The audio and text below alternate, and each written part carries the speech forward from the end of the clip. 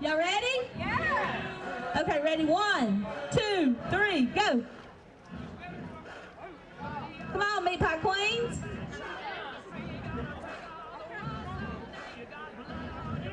Go, go, go, go, go. Whitney's almost finished. Y'all hurry.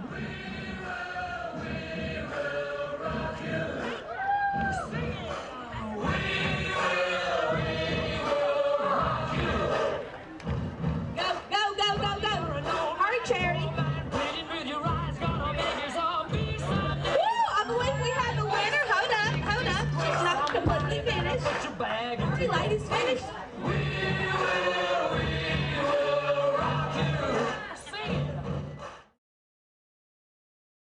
I'm at the Natchitoches Meat Pie Festival. It started with Lasyone, Mr. Lasyone, I think, and now his daughter Angela and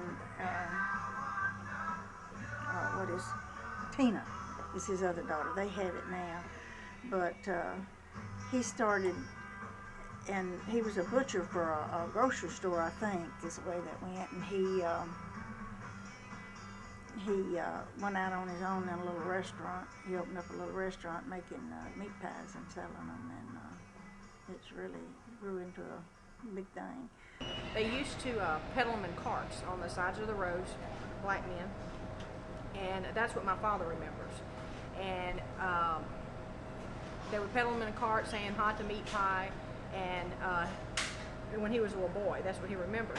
So when he was a butcher over here at Live Oak Grocery, he was over there for 15 years, and he used to grind the meat for the wealthy women who made them in their homes. Well, there was a demand but no supply. Really, if you didn't know anybody, you couldn't get them. So he kind of started concocting his own recipe right next door that used to be the Live Oak Grocery in the back of the butcher shop.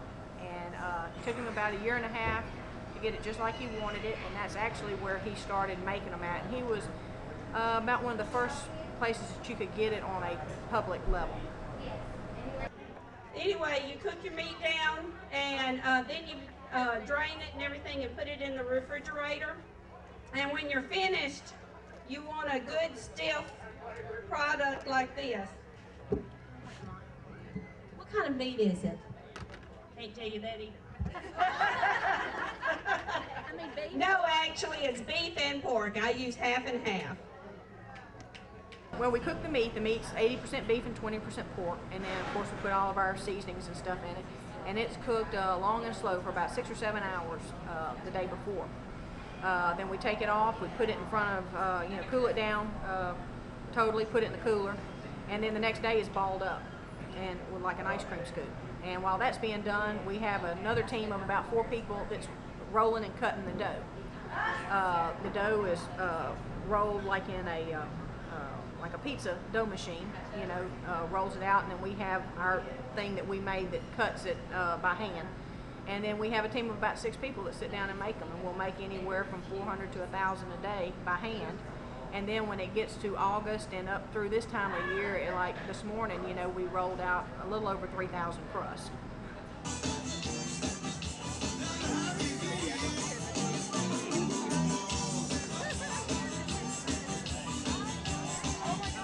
Actually, Carrie Fidelic, she had just moved back to town here, and she used to do some type of promotional type business. I'm not sure what she was in, but anyway, she wanted to put together a festival because she said, you have every other kind of festival here, why not a meat pie festival? So she's actually the one that kind of started putting it together, got some funding for it and that type of thing, and she did it for about the first 3 years, and then somebody else took it over after that.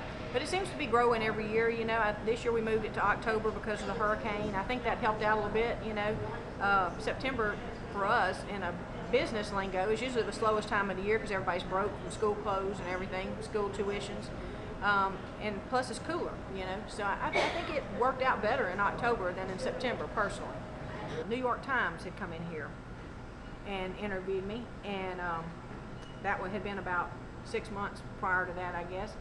Well, come 2 days after Christmas, they called me and they said, Miss Lasyone, we just want to let you know that your article is breaking in the New York Times. We do not send out any copies, but, so you can get a hold of one if you need to. So I said, okay, thanks. Well, I was thinking of a little you know, well, about that time, Mr. Tommy Whitehead from the college, I guess he subscribes to it. He comes running in here and he had the article, and it was like a whole quarter page on the front page of the travel section of the New York Times.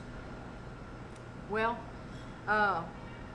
you know, you could do orders over the internet and this, that, and the other.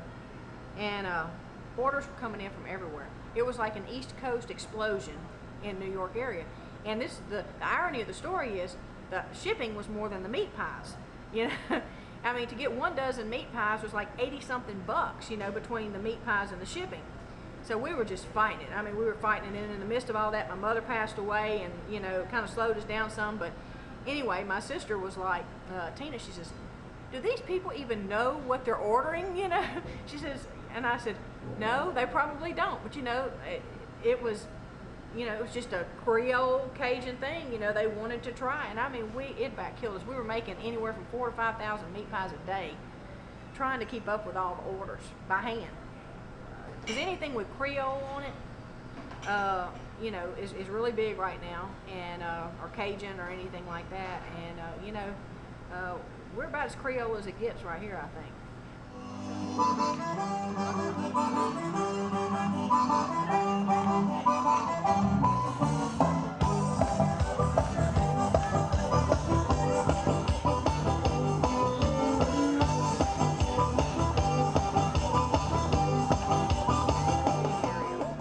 You know, it's just like one big family down here. We've had kids that take their first steps down here, you know, and then they're come back and they're married. You know, it's just kind of neat, you know, with their kids, you know. And so it's pretty neat tradition. We've got four or five employees that's been with us over 30 years, you know. We don't have much turnover in help, which is nice.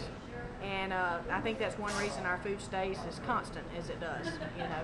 We've got the same people doing the same thing for 30 years, you know. I would say that the 3 things that people relate Natchitoches to would be the Christmas festival, actually 4 things. The Christmas festival, Northwestern, our meat pie, and still magnolias.